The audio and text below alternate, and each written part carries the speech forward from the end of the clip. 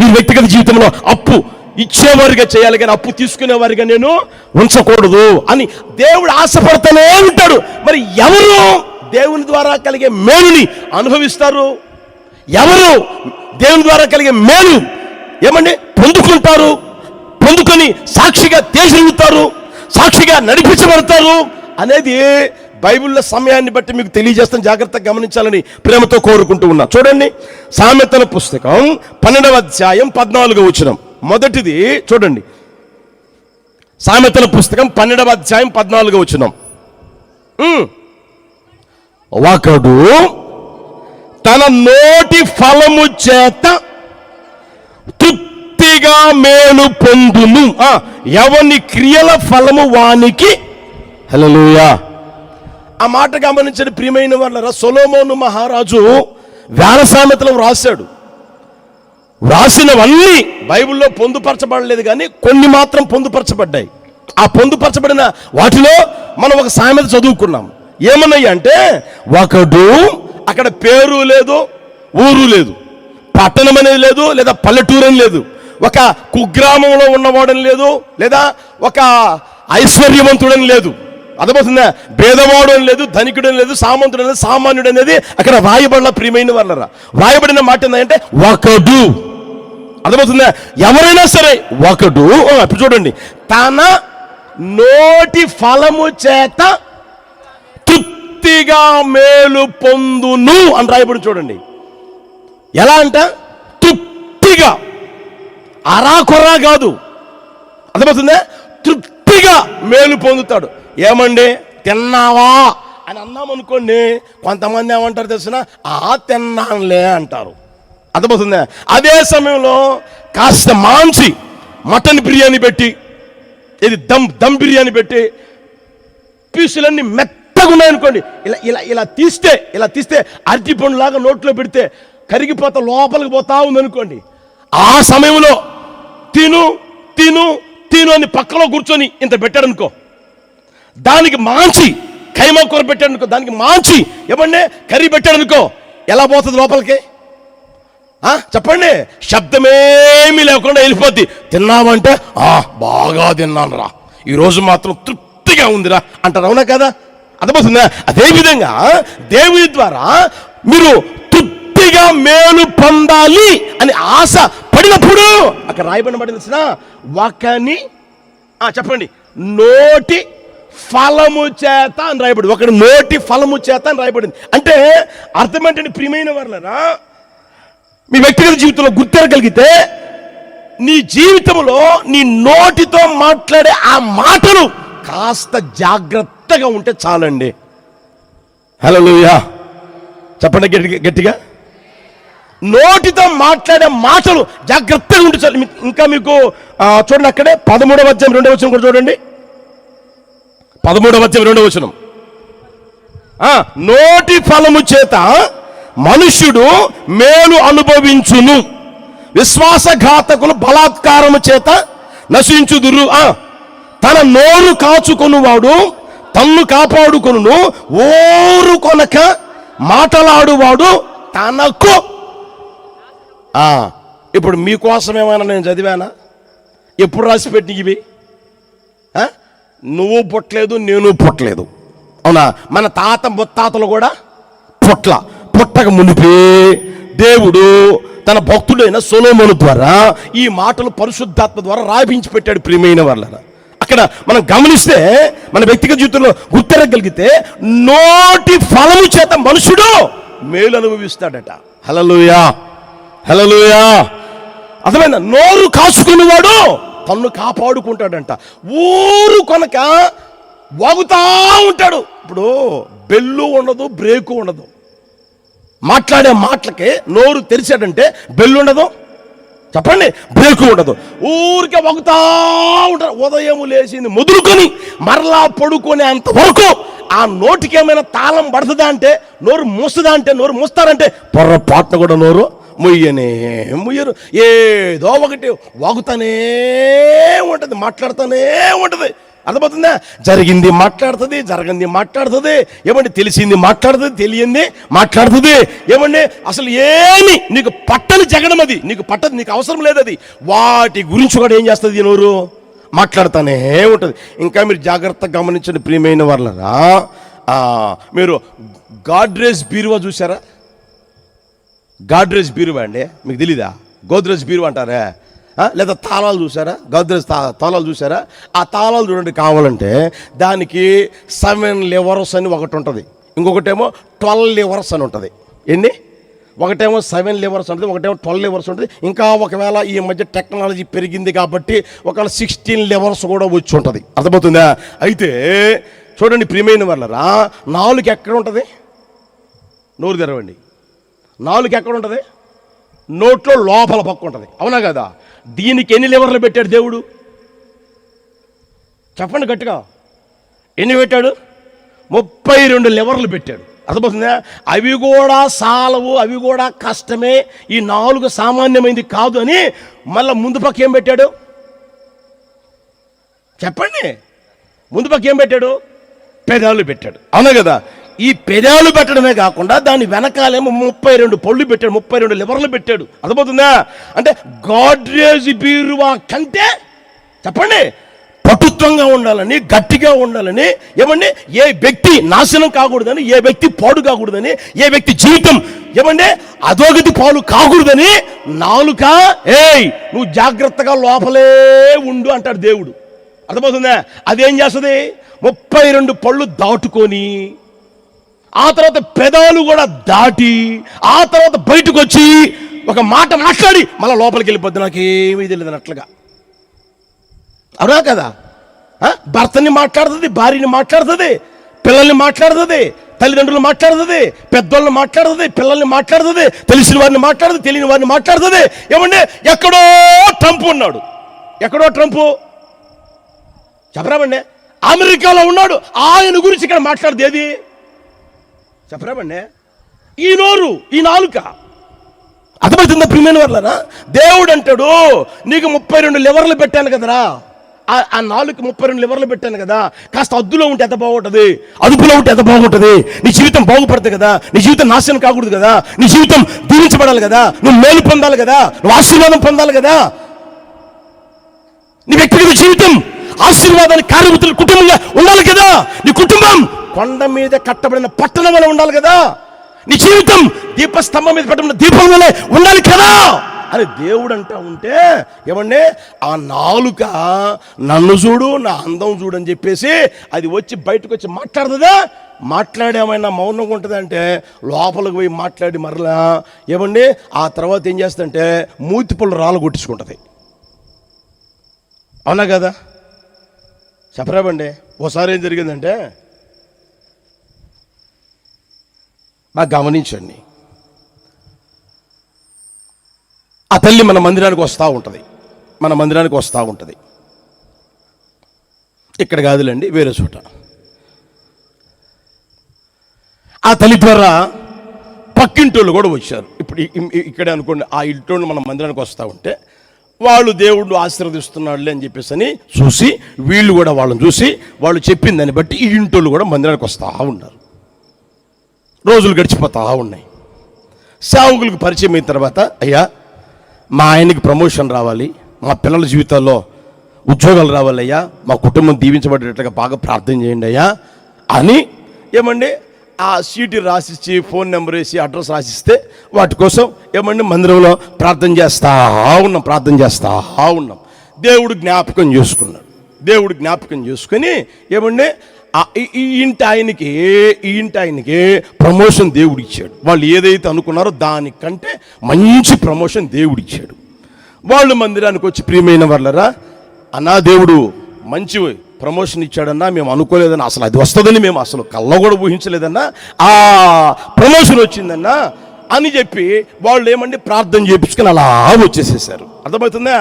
ఆ తర్వాత ప్రియమైన వాళ్ళరా, ఆమె ఏం చేసింది తెలిసిన, ఆ ఇంటామా ఏమండి మాట్లాడే ఉంటుంది తెలిసిన, ఆ రోజుల్లో తెర్రే కదండి ఉండేది, ఇట్లాంటి బిల్డింగులు ప్రహరీలు లేవు కదా. ఆ రోజుల్లో ఏమండి అదేదో ఆకులతో కడతారు కదా, కంచేస్తారు కదా, ఆ పక్కన వాళ్ళు ఈ పక్కన వీళ్ళు ఈ ఈ ఇంటి కోడి ఆ ఇంట్లోకి పోయిందంట పొద్దున్నే. ఆమె లేచి ఊడుస్తా ఉండి వాళ్ళ కోడిని చూసి ఏమన్నా హై హై అంటే మాట్లాడతా, ఏ కోడి నీకు ప్రమోషన్ వచ్చిందని, మీ ఆయనకి ప్రమోషన్ వచ్చిందని ఎగరమాక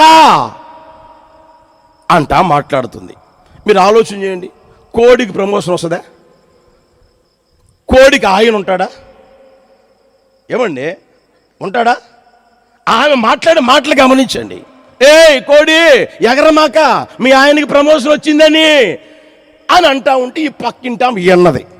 ఈయన మౌనంగా ఉన్నది. వాళ్ళ ఆయన వచ్చేదాకా మౌనంగా ఉండి కూర్చొని అన్నా చూడు వదిన ఎలా మాట్లాడుతూ ఉందో ఇలాంటి మాటలు మాట్లాడుతూ ఉంది.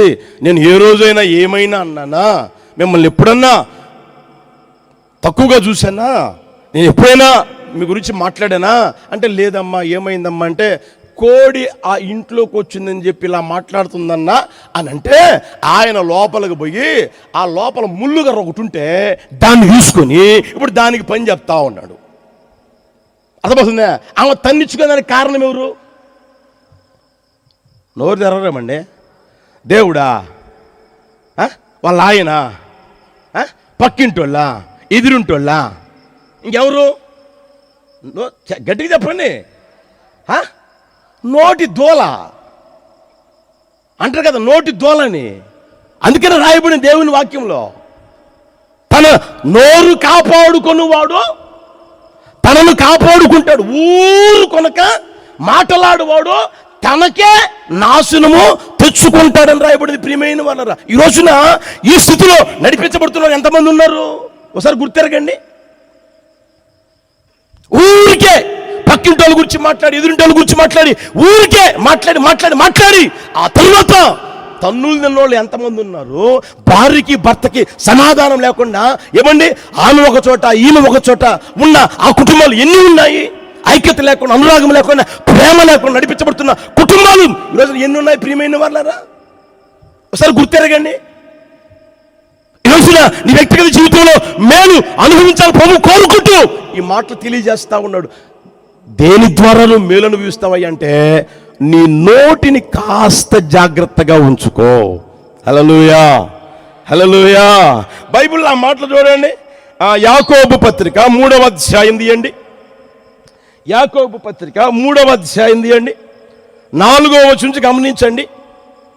ఓడలను కూడా చూడడి, అవి ఎంతో గొప్పవై పెనుగాలికి కొట్టుకొని పోబడినను ఓడ నడుపువాని ఉద్దేశము చొప్పున మిక్కిలి చిన్నదగు చొక్కాని చేత త్రిప్పబడును. అలాగుననే నాలుక కూడా చిన్న అవయవమైనను బహుగా అదిరిపడును. ఎంత కొంచెము నిప్పు ఎంత విస్తారమైన అడవిని తగులుబెట్టును. నాలుక అగ్నియే. నాలుక మన అవయవంలో ఉంచబడిన పాప ప్రపంచమై సర్వ శరీరమునకు మాలిన్యము కలుగు చేయును. ప్రకృతి చక్రమునకు చిచ్చు పెట్టును. అది నరకము చేత చిచ్చు పెట్టబడును అని రాయబడింది. ప్రియమైన వాళ్ళరా, ఓసారి జీవితం అన్ను మనం గుర్తెరగని ప్రియమైన వాళ్ళరా, అర్థమవుతుందా? ఏముందులేని మాట్లాడేస్తావు. నా నోరే కదా, నా నాలుగే కదా, నా ఇష్టం కదా అని మాట్లాడతావు. మాట్లాడిన తరువాత దాని పర్యావసనం ఆలోచన చేయడంలే. మాట్లాడిన తరువాత దాని వల్ల వచ్చే ఆ జీతం ఏమిటి, దాని వల్ల కలిగే ఏమంటే అప్రయోజనం ఏమిటి, దాని వల్ల కలిగేది ఏమిటి అనేది గుర్తిరగలేకపోతా ఉన్నారు. అందుకనే ప్రియమైన వాళ్ళ చూడండి, ఆ భక్తుని ద్వారా దేవుడు తెలియజేస్తా ఉన్నాడు, ఎంత కొంచెము నిప్పు ఎంత విస్తారమైన అడవిని తగలబెడుతుంది అంటాడు. ఎంత కొంచెము నిప్పు ఎంత విస్తారమైన అడవిని తగలబెడుతుంది.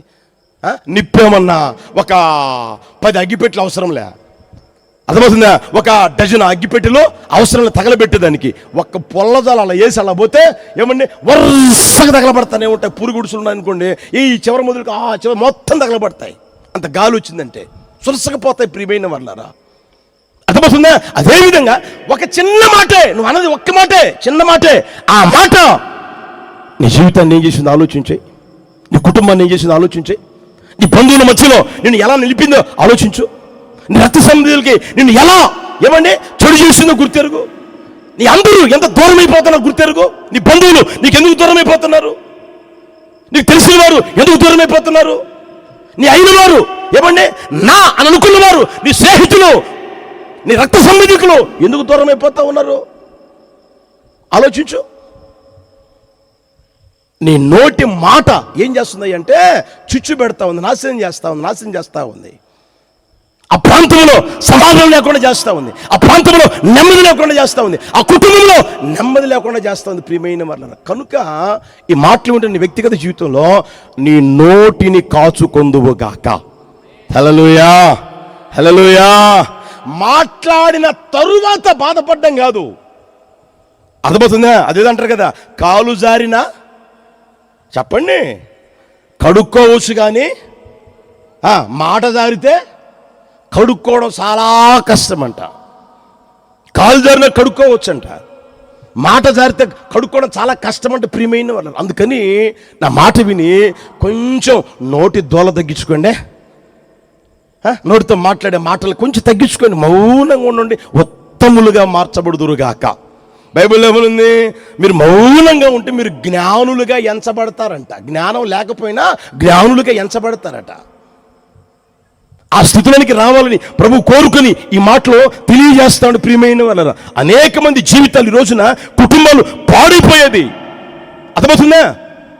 నాశనం అయిపోయేది దేని ద్వారా? నోటి మాట ద్వారానే. దాన్ని గుర్తెరుగుదురుగాక.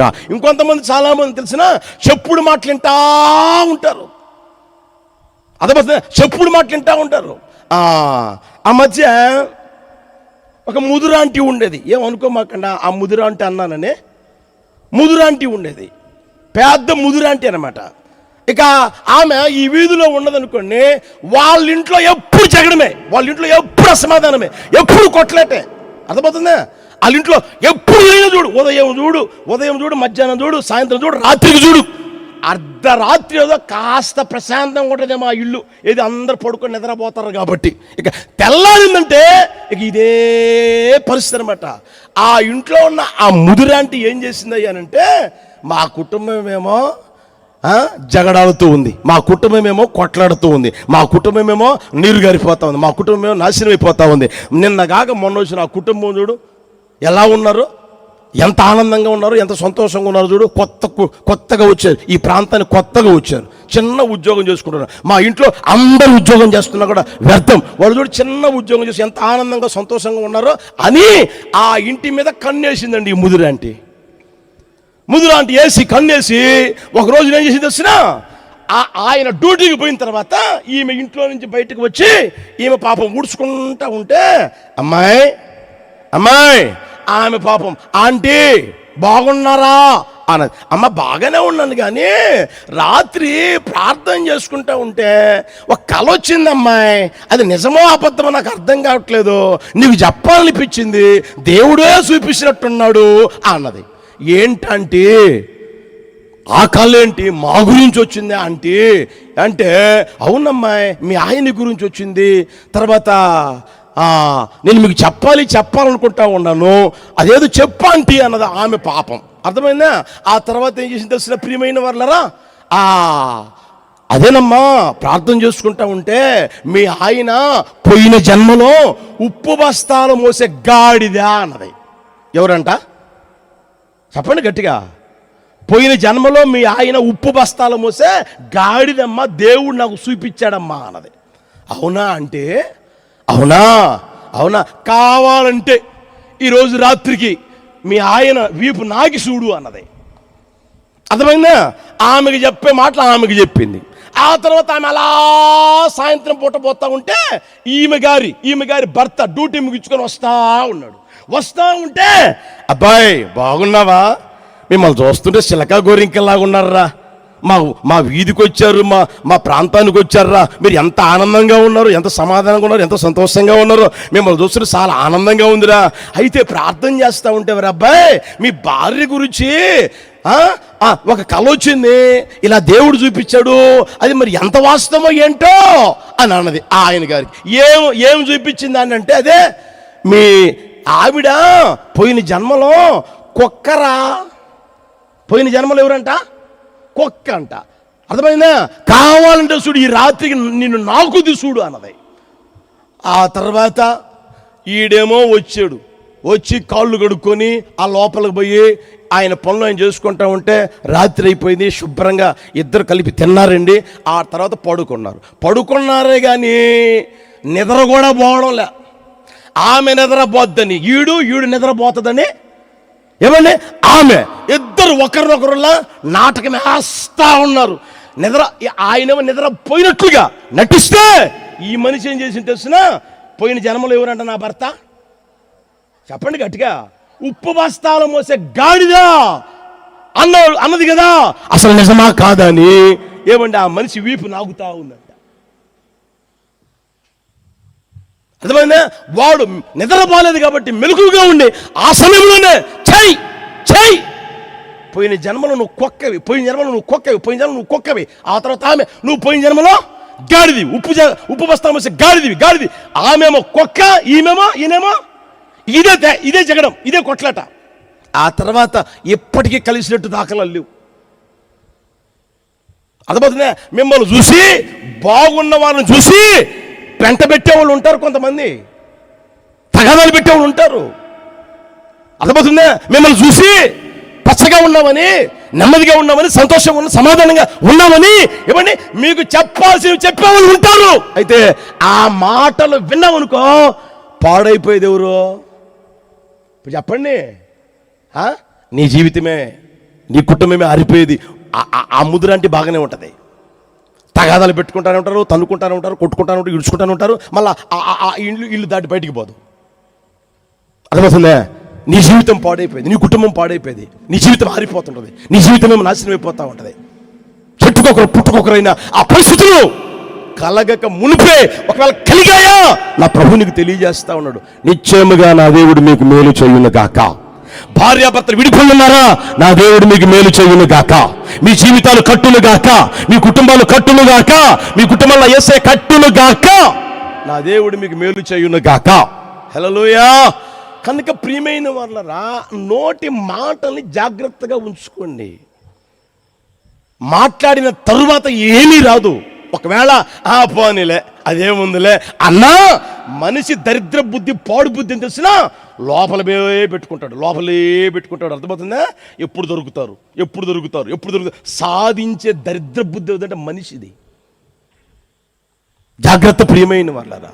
కనుక నీ నోటి మాటను సరిచేసుకుందువు గాక, నీ నోటి మాటను కాపాడుకుందువు గాక. నువ్వు ఎంతగైతే కాపాడుకోగలుగుతావో అంతగా నా దేవునికి మేలు చేయును గాక. నువ్వు అడగాల్సిన అవసరంలే, అదే మేలు నీ మీదికి వచ్చును గాక. నీ గిన్నె నిండి పొంగి పొర్లేటట్లుగా నా యేసయ్య చేయును గాక. హల్లెలూయా. ఎందుకు తెలిసినా నీ నోటి మాట కాపాడుకుంటున్నావు గనుక. అర్థమవుతుంది ప్రియమైన వాళ్ళనా? మీరు యాకోబు పత్రిక 3వ అధ్యాయం 8వ వచనం చూడండి. ఏ నరుడును నాలుకను సాధు చేయ నేరడు. బాగా గమనించాడు అక్కడ. ఏ నరుడును, ఏ వ్యక్తి నాలుకను మాత్రం సాధు చేయ జాలడంట. ముఖం మీద మచ్చలు ఉన్నాయి అనుకోండి, ఇప్పుడు బ్యూటీ పార్లర్ బ్రహ్మాండంగా వచ్చున్నాయి, అవునా కదా? ఇక్కడ మచ్చ వచ్చిందని, ఇక్కడ మచ్చ వచ్చిందని, ఇక్కడ మచ్చ ఉందని, ఏమండి ఇక్కడ మచ్చ ఉందని రోజు పోయి రుద్దించుకుంటా ఉన్నావు. రోజు పోయి మొత్తం మీద అదే ఫేషియల్లా. ఆ మధ్య బ్యూటీ పార్లర్కి పోయేవారు అనుకోండి, ఈ మధ్య రూములే ఇళ్ళే ఎలా మారిపోతున్నాయి? బ్యూటీ పార్లర్గా మారిపోతున్నాయి. అదబద్దు ప్రియమైన వాళ్ళరా. సరే, ఎంత పూసుకున్నా అదేమన్నా పోయిందా చెప్పొచ్చుగా? దానికోసం ఎంత సాధన చేస్తా ఉన్నావు? అర్థమవుతుందా? ఉంటే ఏమైంది? రావాల్సిన వాడు వచ్చాడా రాలేదా చెప్పమండి? మళ్ళీ ఎనికిపోతాడా? నీకు ఇక్కడ మచ్చ పుట్టింది, అప్పుడు మచ్చ లేదు, ఇప్పుడు మచ్చ పుట్టింది కాబట్టి నువ్వు నాకు వద్దంటాడా? లేదు కదా. మనిషి అన్న తర్వాత ఏమండి రోజులు గడిచే కొద్దీ యేసన్న గారు అనేవాళ్ళు ఏమని తెలిసినా, వయసులో ఉన్నప్పుడు పంది పిల్ల కూడా చాలా అందంగా ఉంటుందంట. వయసులో ఉన్నప్పుడు పంది పిల్ల కూడా చాలా అందంగా ఉంటుందంట. ముద్దు వస్తుంది, అర్థమవుతుందా? దగ్గరికి తీసుకోవాలనిపిస్తుంది, ముద్దు పెట్టుకోవాలనిపిస్తుంది. అయితే ఏమిటి వయసు అయిపోయిన తర్వాత చూడు, మీరేమైనా సామాన్యులా? 16 సంవత్సరాలప్పుడు 20 సంవత్సరాలప్పుడు ఎట్లా ఉన్నారు మీకు తెలీదా? చూసి మురిసిపోలేదా? ఫోటోలు ఉంటే చూసుకుని మురిసిపోవడం లేదా? అర్థమవుతుంది ప్రియమైన వాళ్ళరా?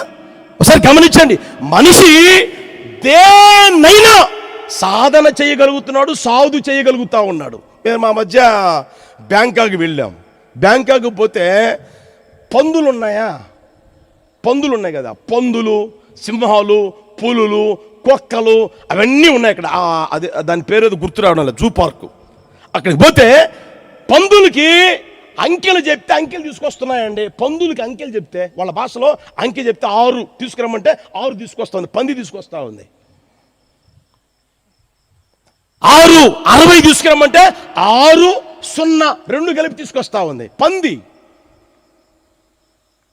అర్థమవుతుందా? సింహాలు ఉన్నాయి. సింహాలు మనిషి ఏది చెప్తే చేస్తాం, ఎందుకంటే వాటి ట్రైనింగ్ ఇచ్చారు. మనిషి దేనైనా, జంతువునైనా సరే, పక్షులైనా సరే, దేనైనా సరే సాధు చెయ్యగలుగుతున్నాడు. కానీ ఇప్పుడు చెప్పండి, తన నోట్లో ఉన్న నాలుకను మాత్రం సాధు చేయలేకపోతా, జాగ్రత్తగా కాపాడుకోలేకపోతా ఉన్నాడు.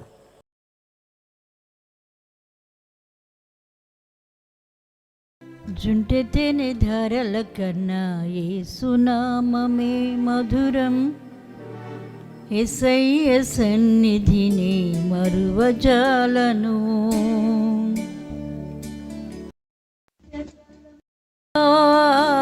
ఆనందించెదా యేసయ్యనే ఆరాధించెదా.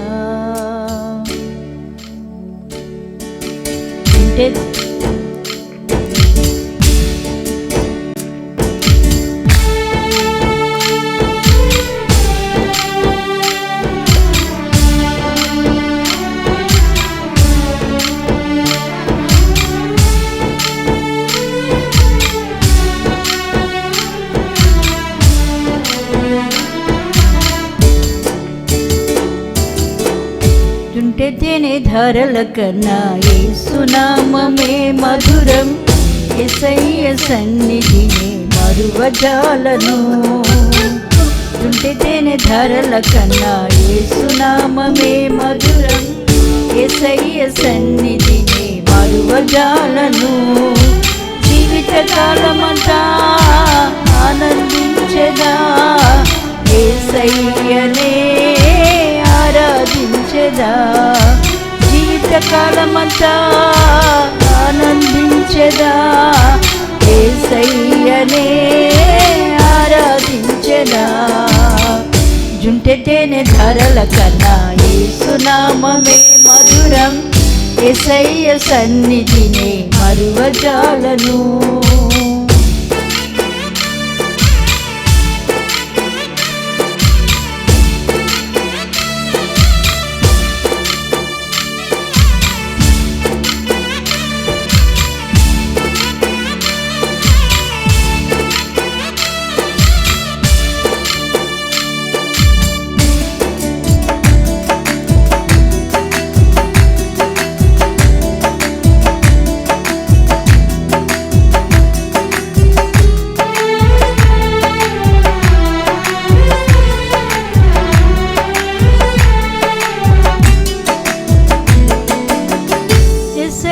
నామమే బహు పూజనీయము, నాపై దృష్టి నిలిపి సంతృష్టిగా నన్ను ఉంచి.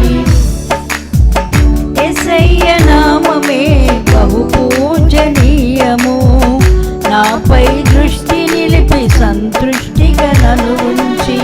నన్నెంతగానో దీవించి జీవజలపు ఊటలతో జీవింపచేసెనే. నన్నెంతగానో దీవించి జీవజలపు ఊటలతో జీవింపచేసెనే. జుంటె తేనె ధారల కన్నా యేసునామమే మధురం, యేసయ్య సన్నిధిని మరువజాలను.